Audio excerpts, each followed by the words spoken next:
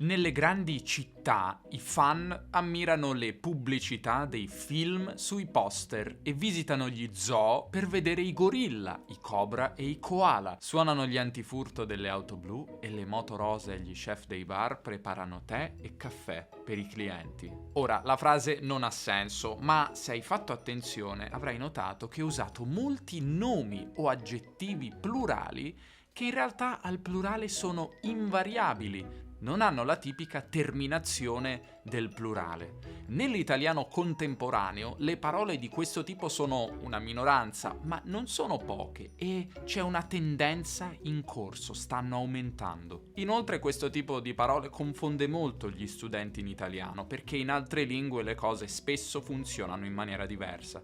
In questo video ti spiegherò tutti i segreti di nomi e aggettivi invariabili in italiano. Io mi chiamo Davide e questo è Podcast Italiano, un canale per chi impara o ama l'italiano. Attiva i sottotitoli se ne hai bisogno e ricorda che trovi la trascrizione del video sul mio sito. Inoltre ho preparato un PDF che riassume ciò che ti sto per spiegare con molti esempi. Link in descrizione oppure puoi anche scansionare questo codice QR. Partiamo da qui. In italiano ci sono parole che cambiano e parole che non cambiano, parole variabili e invariabili. Le principali parole variabili sono i nomi, anche chiamati sostantivi, gli aggettivi, i pronomi e gli articoli. E quindi per esempio un sintagma, un gruppo di parole come il gatto nero, al plurale diventa i gatti neri. L'articolo, il nome e l'aggettivo si flettono e prendono la I del maschile plurale. Al femminile, questa bella casa diventerà queste belle case. Semplice, no? Le principali parole invariabili invece sono preposizioni, congiunzioni, avverbi e le cosiddette interiezioni. Ora, preposizioni come di, su, per, congiunzioni come sebbene, perciò e di conseguenza, o avverbi come velocemente o bene, siano parole che non cambiano, è una cosa abbastanza banale e ovvia, non è vero? Queste parole non hanno né un genere né un numero e di conseguenza non possono avere un plurale, no? Ciò di cui ti voglio parlare in questo video sono invece nomi e aggettivi che normalmente cambiano o tecnicamente si flettono, hanno una flessione, ma che in alcuni casi particolari non lo fanno. Vediamo in quali. Ora, in questo video parleremo di parole invariabili, ma sai cos'altro è invariabile? Non cambia mai?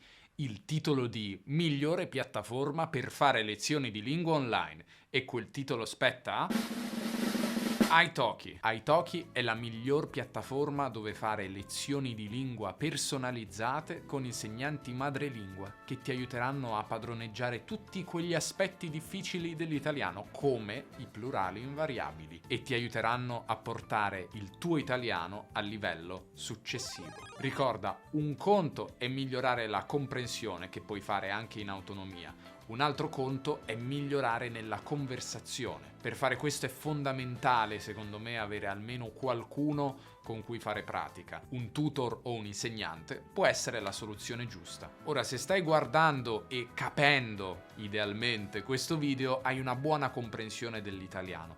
Ma se tra i tuoi obiettivi per il 2025 c'è quello di migliorare nella conversazione, devi porti un obiettivo chiaro, che è quello di parlare, parlare e parlare. Ti consiglio di fissare un obiettivo che sia basato su un'abitudine, non tanto su un risultato. Per esempio l'obiettivo di fare una lezione individuale su Italki ogni settimana. In questa maniera ti assicuro che farai passi da gigante. Perché proprio Italki?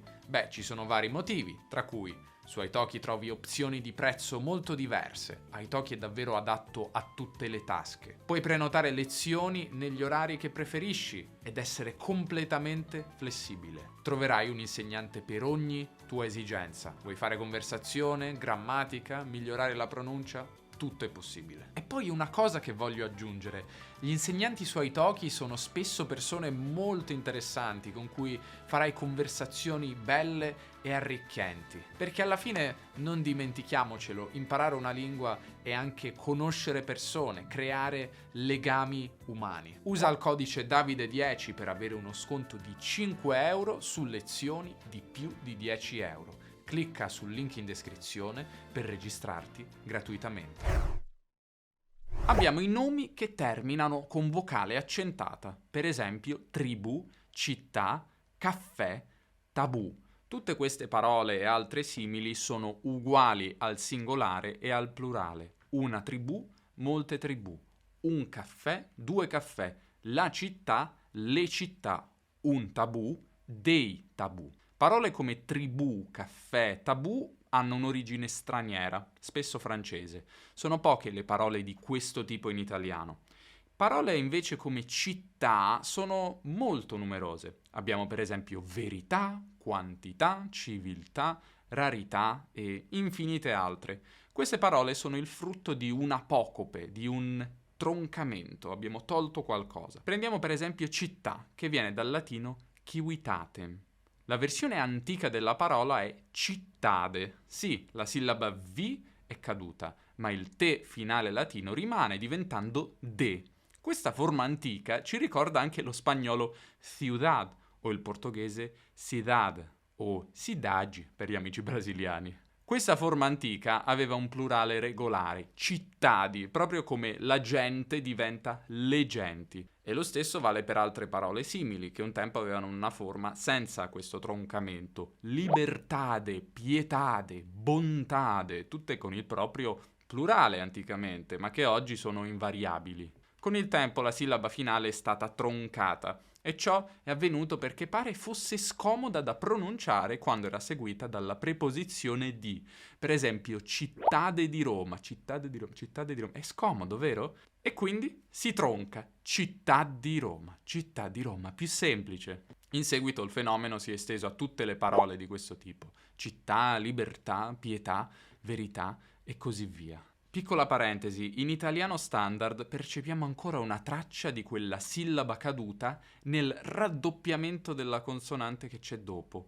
Città di Roma, libertà totale. È perché un tempo era cittade di Roma, libertade totale, libertà totale. Ne ho parlato in questo video. Ma sto divagando, torniamo a noi. Curiosamente vediamo anche una traccia di quella di cittade nella parola cittadino. Ci avevi mai pensato? Tornando ai nomi che terminano con vocale accentata, mi viene in mente un solo caso simile, ma con la U accentata finale. Virtù, la virtù, le virtù. E sì, un tempo si diceva ovviamente anche virtute o virtude e forme simili. Ormai hai capito come funziona. In questa categoria rientrano poi anche i nomi monosillabici, cioè che hanno una sola sillaba. Re, te, gnu. Bellissimo animale. Al plurale ire, ite, gli gnu. Parlando di animali esotici, ce ne sono molti che finiscono con la A e spesso tra l'altro sono maschili. Il lama, da non confondere con la lama, una lama, il gorilla, il cobra, il boa, il puma, il cacatua. Al plurale i lama, i gorilla, i cobra e così via. Anche queste sono parole di origine straniera. Cobra dal portoghese, lama dallo spagnolo, puma dal quechua. Abbiamo parlato di un accorciamento poco fa, vedendo il caso di parole come città, verità, virtù, un fenomeno molto antico, come dicevo. Ce n'è però uno simile che è avvenuto in tempi molto più recenti, ed è quello di parole come la radio, il cinema, la moto, la bici. Qui abbiamo a che fare con nomi che in origine erano più lunghi. Per esempio radio viene da radiotrasmissione o al limite radiofonia o radioricevitore, parole con radio però. Ebbene, la parola è stata accorciata, come è successo in molte lingue dopo tutto, e oggi si usa sempre al femminile. La radio. Il plurale cambierebbe se la parola fosse intera, per esempio i radioricevitori, le radiotrasmissioni, ma siccome è accorciata rimane sempre uguale a se stessa. La radio, le radio. Analogamente il cinematografo è diventato il cinema. La motocicletta e la bicicletta sono diventate la moto e la bici. La metropolitana diventa la metro o per i francofoni il metro. E i plurali sono rispettivamente i cinema, le moto, le bici, le metro. Come vedi, la parola originale spiega anche il genere del nome. La moto all'apparenza sembra strana, una parola femminile che finisce con O. Tuttavia, se pensiamo che viene da la motocicletta, è più chiaro, no? Ci sono alcuni nomi femminili che finiscono in ie. Alcune parole molto comuni sono la serie e la specie. Al plurale le serie e le specie.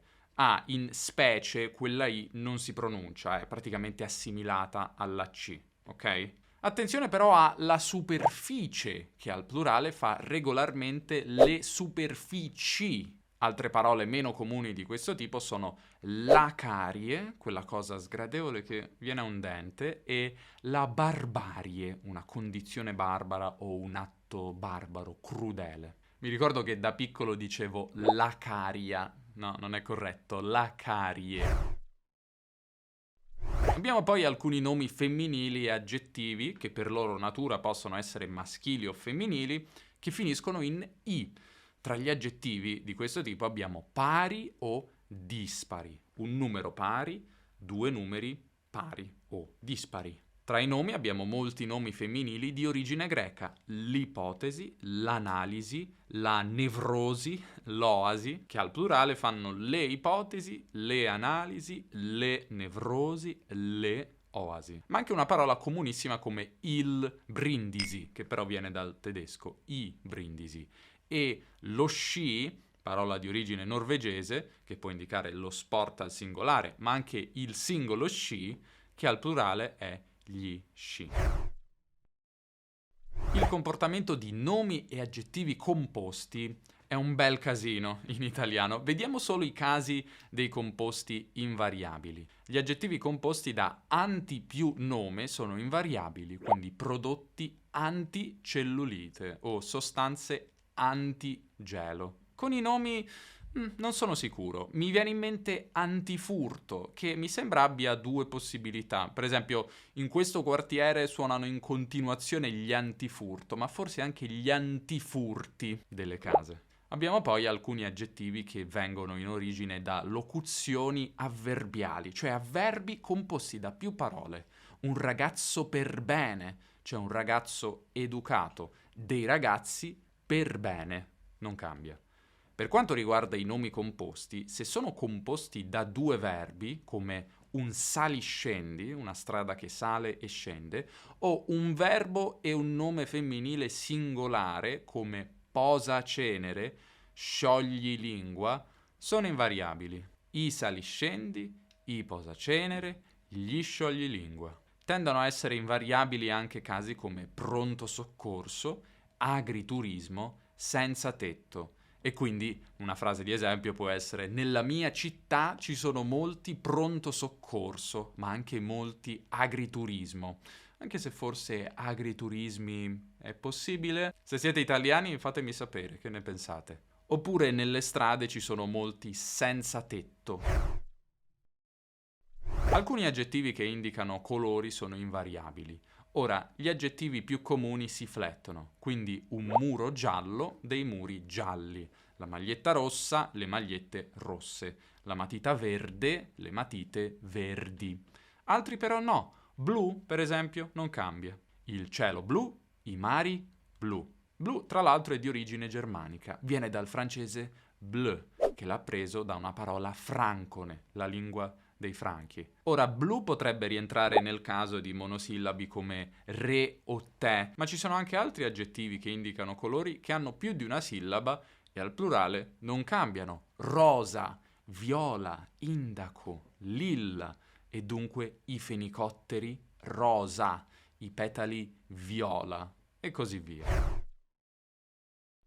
Nell'italiano di oggi si usano sempre più parole straniere non adattate. Le prendiamo da una lingua straniera così come sono, adattandole solo a livello di pronuncia. E nella stragrande maggioranza dei casi abbiamo a che fare con prestiti dall'inglese. In questi casi l'opzione più comune in italiano, nonché quella più consigliata, è di non usare la forma plurale della lingua originale, ma di rendere la parola invariabile. E dunque un fan, i fan, lo sport, gli sport, il tram, i tram, un Wurstel o Würstel, come dice qualcuno, i Wurstel.